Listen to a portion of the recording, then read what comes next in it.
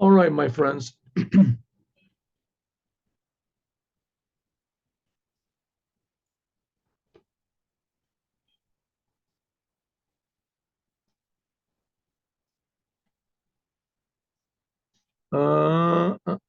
Okay, what have we learned up to now? We have learned that the purpose of the Jewish people is to fix up this entire world. And even though that seems like an impossible task, but we have to remember that God is creating the world. And if we do what God wants in the proper way, then it's not so incomprehensible or unexpected that we can actually fix up the whole world. What does it mean, fix up the whole world? And what do we have to do in order to make it happen? So the Rebbe said we can take a lesson from the marriage of Yitzchak and Rivka. The marriage of Yitzchak and Rivka, it explains in the Kabbalah books that was fulfilling the purpose of the world. Now we have to remember something, that God created the world. This is what Judaism says anyway. God created the world, Jewish faith. God created the world and he put man in the world. And the whole thing depends on man. And as soon as man did not do what God wanted, so the whole world became a jungle, terrible.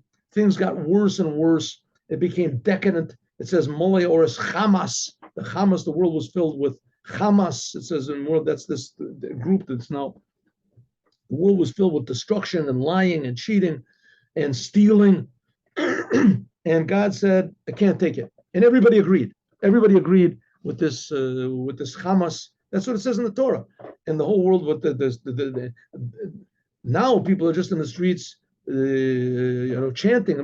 Back then, they were Hamas. They were doing the world what the Hamas is doing. Everybody was into it, right? And it was fun. Everybody was enjoying themselves. They were killing and they were raping and they were stealing and they were doing all these, very interesting things that everybody is supporting the Hamas for. Not back then, everybody's really doing it, huh?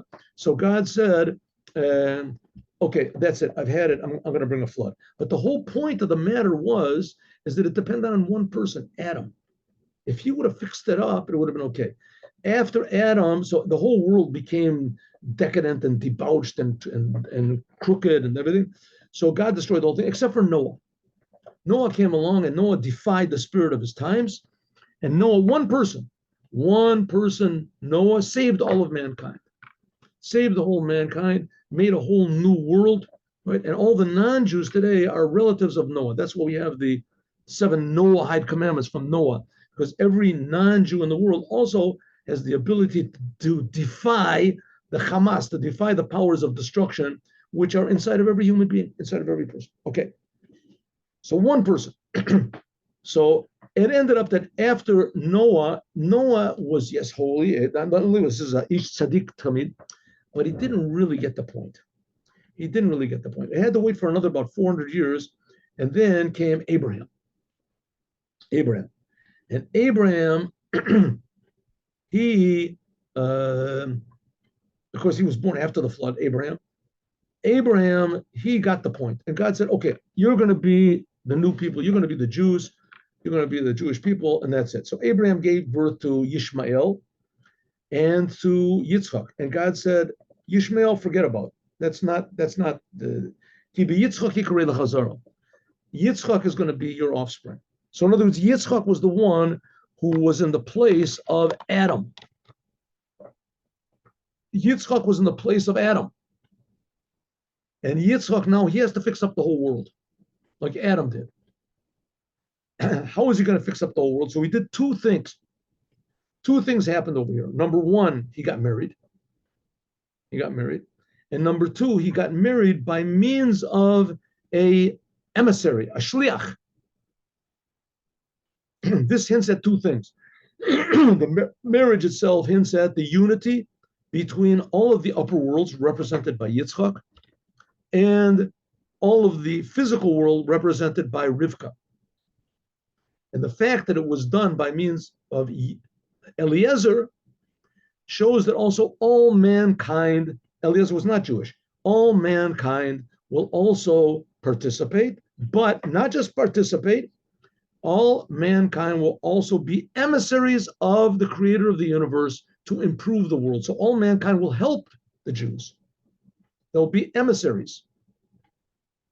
And if, okay, we don't see all mankind doing it, but okay, at least the Jews. And we don't see the Jews doing it, so at least us. So we have to be emissaries of Abraham. And the language of the Torah is Eved Avraham Anochi. We have to be servants of Abraham. Okay, what type of emissaries do we have to be? There's a lot of different emissaries. We talked about this before, right? There is a UPS driver. He just brings a package. Then there's a person, a car salesman. He's got a little more, let's say, responsibility to do. Then we have a matchmaker, a matchmaker that he goes and he looks for a good match. Somebody wants to get married. He has to find a girl that's fitting for him. And he has to, she has to be the honest or whatever he wants. And so this is more responsibility. It says, then there's another type of an emissary, which is totally in the place of something like an ambassador, but ambassador is also not totally in the place of the person who sends him. Right? Let's say there's an ambassador which is given the total power of proxy. So therefore, the ambassador comes, and if the ambassador, slaps the other guy in the face, then it's a war. The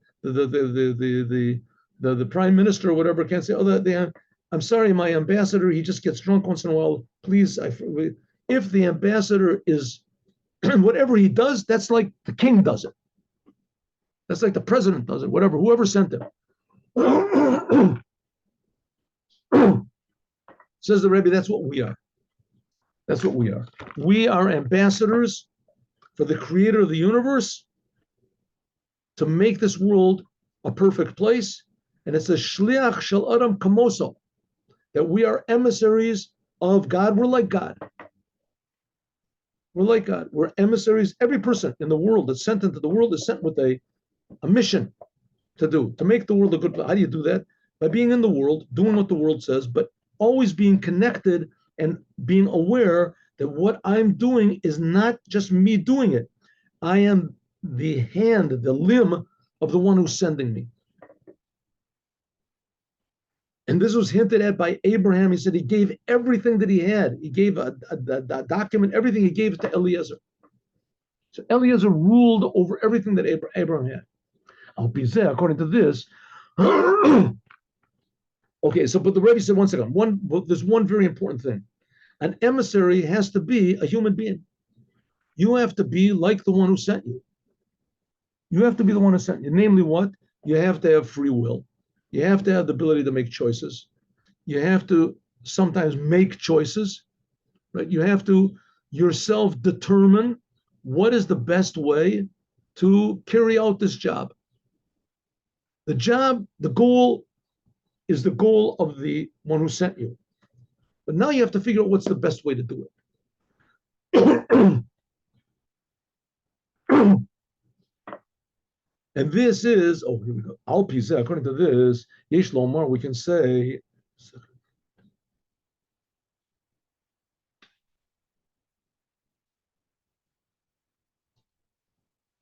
Al Pizeh, according to this, Yesh Lomar, we can say, or an explanation on a Dvar Pella, on a very amazing thing. Oh, yes, I wanted to look this up. Habir b'Chasidut. Now, in Chasidut, it explains all of the sentences, the paragraphs, the ideas in the Torah. And it usually explains them according to that Torah portion where they appear. Where they appear. So the ideas of going out of Egypt are explained in Shmot and the Parshat Bo. The book of Exodus. That's where it talks about. When they're talking about the Holy Temple, that's mostly in the book of Leviticus. In Chassidut, it explains that also. It explains that. When it's talking about how the Jews were wandering in the desert and what happened in the desert and what's the idea of striking the rock, that's in the book of Bamidbar, the book of Numbers. In other words, the topic that is discussed usually is discussed in the Torah portion that it appears. Well, that's not the case over here. and the case of the Eliezer and the marriage of Yitzchak and Rivka in this week's Torah portion, right? We're learning the Torah or, right? It doesn't talk about the Yitzchak and Rivka in there. It doesn't talk about it, right? What do we learn about? The secret of the 12 loaves of bread. And now we're learning why the commandments in this world are better than the world to come. But the topic of this week's Torah portion does not appear in Torah or in this week's. Where does it appear? It appears in the book Likutei Torah. It's not in Torah or in Chayes Torah, where it should be, but it is in Likutei Torah, and we're in the end of the book Likutei Torah, which that's also by the first Rebbe of Chabad, but that explains the last 3 books of the Bible, the first 3 books of the Torah. And after the last 3 books, that's where this whole thing of the story of Yitzchak and Rivka and Eliezer, that's where it appears. Okay, that's very unusual. Why stick it over there after he explained all the ideas and topics which are of vital importance in the Torah? He explained in these 2 books, in the 2 books, commentary on the 5 books of Moses. And after he finishes all that, then he brings this topic over here of Eliezer and Rivka. And at the end, okay. Yeshlamor can say, Gam rumors, this also hints at Shaliach Shel Eliezer, that this mission of Eliezer, Lif'ol et Nesui, to bring about the marriage of Yitzchak and Rivka, which we said before, that's the unity of Ma and Ban, the unity of these 2 aspects of godliness. Remember, I explained it yesterday. These 2 numerical values, Ma is 45 and Ban is 52, how that comes out from filling up the letters of God's name, Yud, and then Hey Vav Hey, remember? So Ma is talking about the spiritual aspect, and Ban is the physical world. In other words, Ma is like the creator, and that represents the creator, and Ban represents the creation. To unify them together, V'shleimuso, and the how this completion will be, it'll be after everything is finished, in the Geula. Ishleimus v'tachlis kol inyani avoda. Therefore, this whole topic of Rivka and Yitzchak and Eliezer in the books of Chassidut, which the books of Chassidut are basically the only books which explain how to bring Moshiach, how to save the whole world. In those books, every topic is discussed in its place, except for one topic that's explained at the very end of all of the other topics, and that is this one here, the marriage of Yitzchak and Rivka, brought about by Eliezer. And this is to show that after we finished all of our work in Torah and the commandments and learned all the lessons that the Torah has to answer, that the Torah has to offer, that all the questions that the Torah has to answer, is after that's all finished, then Mashiach will come. At all, number 1. And number 2, it shows that that's the goal of the whole business. The only reason that we're learning the Torah and we're doing the commandments is only that it should be brought to fruition, to revelation, by means of the marriage of Yitzchak and Rivka, brought about by Eliezer, namely that the whole world should participate in revealing the Creator and the creation. Therefore, in this part, and this was explained, Besofasiyam Shlemos, at the end of all the 5 books of Moses in Likutei Torah, in this book Likutei Torah, which explains the whole Torah, the end of the whole explanation of the Torah in a Hasidic way. And afterwards we come, after that in the book of Likutei Torah, is that finishes the 5 books of Moses. But that's not the end. After that comes Shir HaShirim. Comes the Rebbe's explanation on the Song of Songs written by King Solomon. And the book, the Song of Songs, really is talking about the future redemption. How do we know that? Because it starts off, right in the beginning, it says that God will kiss me with the kisses of his mouth. And it says that's talking about the Melech of Mashiach, and Mashiach is going to bring the secrets of the Torah to all mankind.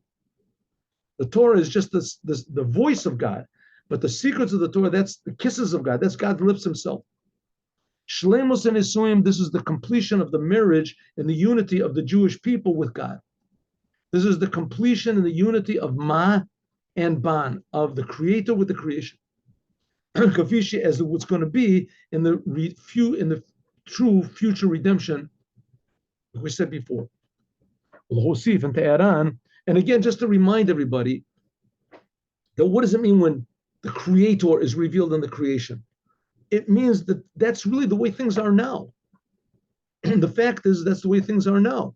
The Creator, there's nothing except for the Creator. He's creating everything miraculously every instant from his word, from his thought, from his power, whatever, but he's creating everything all the time. So everything is tremendously important to God, and we don't see it. We don't feel it. We don't even feel that there's God. We feel that this is the world. That's it. There's nothing more valuable than the world. And some people say going to heaven is more valuable. That's also part of the world. We don't see the Creator of the heavens and the earth. We don't see it. We don't see the truth. Well, Mashiach will bring about this truth. And after the truth is, then there's going to be Shir Hashirim. Then there's going to be a really happy world, the Song of Songs. Well, Hosif to add on, in the beginning of the book of Likutei Torah, in Parshat Vayikra, that there it begins on the book Vayikra, Masha Einkein Lifneza, which before that there is somehow or other that was stuck in the book of Likutei Torah, which is on the last three books of the Torah. For some reason, before it starts off the last three books of the Torah, there are two essays from the last two portions from the book of Exodus, which that's the second book of the Torah. So the book of Likutei Torah talks about the last three books of the Torah. And the book Torah Or talks about the first three books of the first two books of the Torah. The Likutei Torah Or talks about the first two books of the Torah. But strangely, the last two essays that should have been here are not here. And somehow or other, the last two essays from the first two books of the Torah are stuck in the beginning of Torah of Likutei Torah. Why? And Parshas B'Shalach and Parshas Pekudei. Is in this Vayar we explained that every single Jew is an emissary of God, the upper man. That God sent every Jew down here in the world in a body in order to fill his mission in the world. And we can say that that's the whole thing about the beginning of the book of Likutei Torah. Let me just show you 1 second the book of Likutei Torah, just so that you have a little bit of an idea of what we're talking about.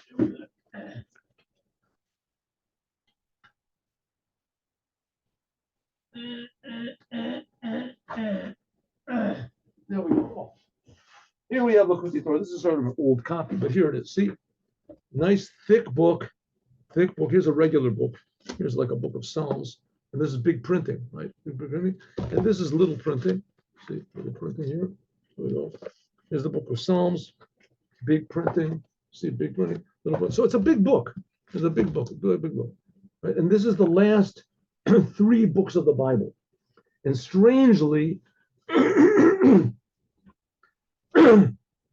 In the end of these last three books of the Bible, right, last three books, there is an essay which comes from the very first book of the Bible, namely this whole story about Rivka and Yitzchak getting married.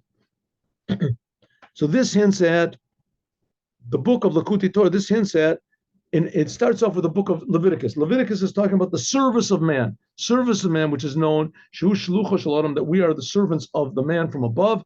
That's the whole idea of Leviticus, the sacrifices, etc., in the Holy Temple. Al Pizeh, according to this.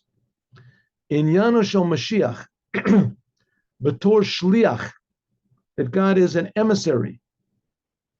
Mashiach is the emissary of God. Shalach biad tishalach. That's how we started this whole thing off. How do we begin this whole? We said that we see in Judaism, the main figure in Judaism up to now has been Moses. Moses, he brought to actuality everything that God promised Abraham, Isaac, and Jacob. He didn't really bring it 100% to actuality, but at least he received the Torah and he brought the Jews to the border of the land of Israel.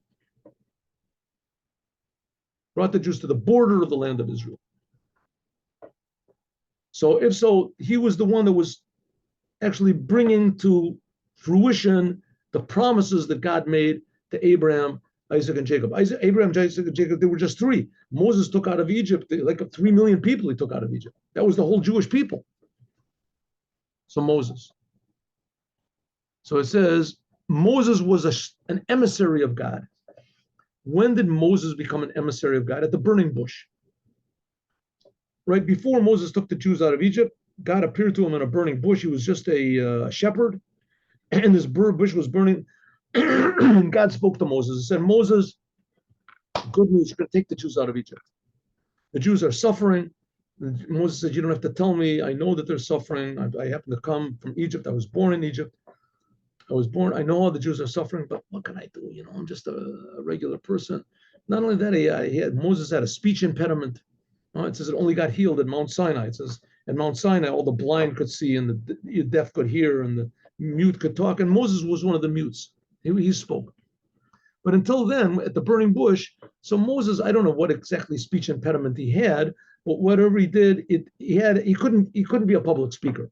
He couldn't even be a private speaker, right? Even though it doesn't say what his stuttering or his thing was in the Torah. I mean, God could understand it, but I don't think anybody else could understand. So Moses had the speech impediment, and God says to him, Moses, you're going to take the Jews out of Egypt. And Moses said, listen, God, send whoever you want. Shalach bi'ad tishalach. Send whoever you want. Simple meaning is, I don't want to go.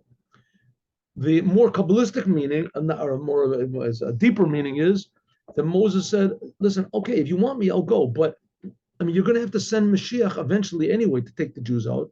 So why don't you send Mashiach now? Shalach bi'ad tishalach. Send the one who you're going to send. In other words, instead of me, send the Mashiach. So the Rebbe said, the fact of the matter is that Moses got his request. And God said to Moses, okay, you're going to be the Mashiach also. Says 1 second. The Mashiach is going to come from the tribe of King David, the tribe of Judah, Yehuda. And Moses was a Levi. How could that possibly be? So God said, I'm going to take care of that myself. But the fact is that you're going to be the beginning. You begin this whole thing of Mashiach, and Mashiach is inside of you. And not only that, Mashiach is inside of every Jew. And all your job is going to be just to reveal it. And that's what God said to Moses. When Moses said to God, Shalach bi'ad tishalach, send whoever you want to send. But the whole idea of the Mashiach is just like Moses, they were just emissaries. They were shluchim. Mashiach is going to be an emissary, a shliach. And the Rebbe said even more that if you take the word shliach and you add 10 to it, the number 10, it comes out to be Mashiach. You can see it's the same letters. Shin, Yud, Chet are in Shliach, and Shin, Yud, Chet are in Mashiach. But the only difference is a Lamed and a Mem. The difference between that, Lamed is 30 and Mem is 40. She'al Yado, that by means of Moses, Nif'elet Shlemut Inyan HaShlichus, by means of Moses was fulfilled the total topic of what an emissary is supposed to be. Namely, to unite God with the world, Ma and Ban. This began 400 years earlier when Abraham sent Eliezer to marry off Yitzchak and Rivka, to make the match of Yitzchak and Rivka. That's why Abraham did not do it himself. That's why God did not make this match in a miraculous way. I mean, God was the one who met Sarah with Abraham. God was the one who met Adam and Eve and Chava. Why couldn't God just do the same thing here? Right? Rivka just happens to hear a voice, have a dream or something in the evening, and she just comes and meets Yitzchak. Or Yitzchak has a dream and he goes and meets him. Okay, Yitzchak didn't want to meet Rivka because Rivka was outside of Israel. And Yitzchak, what says he was a pure lamb. He was a pure sacrifice. He never left Israel. So she could come to him. No, he did it by means of an emissary because that's the whole job of the Jewish people is to be emissaries. And that's what the Mashiach is going to be. He's going to be an emissary. Shlichus, being a messenger of God, lavi geula, to bring the redemption, to be the proxy, what I call, of God, to bring the total redemption, amiti v'shlem. Sha'az then yesh shlemot hayichud, then there'll be the total unity of the soul with the body. God and the Jews, the Jews and God, are all one. Also in the world, shlemus hagilush elokus, there'll be a revelation of God in the world. but often in such a way that the whole entire world and everyone in it will be a dwelling place for God in this physical world. According to this movement, it's understood. Madua, why is it? Yesh b'Mashiach atzmo, why the Mashiach himself? He is a Shaliach. The Mashiach himself is an emissary. Shemitpateh b'chibur v'yichud bein shnei anyanim. That namely because this he will be the one who joins two things together. The unity, like we said, of ma, godliness, and ban, and physicality, as represented by Yitzchak and Rivka. Metziut la'atzmo. On one hand, he has to be an existence in himself. He has to be a human personality, a unique individual, kiviyachol, so to speak, a soul in a body, flesh and blood. Like the Rambam says, the Mashiach has to be a king from the house of King David. And he has to be one who learns the Torah, and he does the commandments just like King David did. And he'll fight the battles of God. This implies that what? He's in the physical world, and he's doing commandments with his body and understanding the Torah with his mind. Shabo kayemes menagdim, and he's in the world where there is opposition. And because of this, he has to make a war, and he has to win. And together with this, it says he is not a regular human being. He is an emissary of God. Shlucho, the emissary of a person, is like that person himself. Shekain, because this is in order to be the full yichud, to make this unity in the body of the Jewish people. I'm sorry. Kadei lif'ol et yichud haneshama b'guf Yisrael, in order to unify the souls of the Jews with their bodies, like it says, the Mashiach will kof kol Yisrael. He will force, he will convince all of the Jewish people to walk in the ways of the Torah and the commandments. The yichud aruchni, and the spiritual unity and physical in the world, is it has to be himself the unity of these two things. In order for Mashiach to actually cause this difference in the world, so Mashiach himself has to embody this difference in the world. Namely, he has to be an individual and maintain his individuality and his identity, and at the same time be totally surrendered to the Creator. Which in a way you can simply say this is very simply understood, right? If you've ever heard like great pianists playing a piece, a pianist for Chopin, something like that. So each one of them plays differently. Each one of them plays a little differently, to the point where people that really understand, pianists, and I don't, but they can say, oh, that's this guy, and that's, Groys, and this one is the Shleme, and this one, they know who the people are, and what they can tell exactly what it is, but they're playing the same exact piece. In other words, you have to, on one hand, do what God says, and you're a total emissary of God, and you never detour from that goal. You're playing the same notes, but on the other hand, you're a total individual. And within that, it's the same thing as the Torah, right? The Torah gives us a framework of what you can eat and what you can't eat. But mainly, it says the main things are the things you can't eat. As far as the things you can eat, there's, it's a very, very wide choice you have of what you can eat. You can eat it cooked, you can eat it boiled, that's up to you. But on the other hand, it has to be kosher. It has to be kosher. The same thing exactly. God wants us to maintain our uniqueness. That's how he creates us. And even more, he wants to express our uniqueness even more. Like the Rebbe said many times, that science is good, and that the music and art and all these things are good, but they have to be used according to how the Torah wants. But nevertheless, they're good. That's the idea of bringing Mashiach, and Mashiach is going to be himself an embodiment of the goal that he wants to bring. An individual, but totally surrendered to the Creator. As we'll talk about more, God willing, tomorrow. Let's see, are we going to be able to finish this tomorrow? Okay, well, maybe we'll have to finish it on Friday. But why not? Let's see, 1 second. Give me a second over here. 1 minute. No, okay, let's try that. Really, here we go. According to this, now we can understand why the Mashiach is a Shaliach. That we did this one. Oh, no. We just did that. 1 minute. Okay, yes. As I said, we're going to do this tomorrow. Okay. See you. Yom Yom. Hayom Yom and story. Yom Yom and the story. 1 minute. Stop the share. Stop the this. Stop the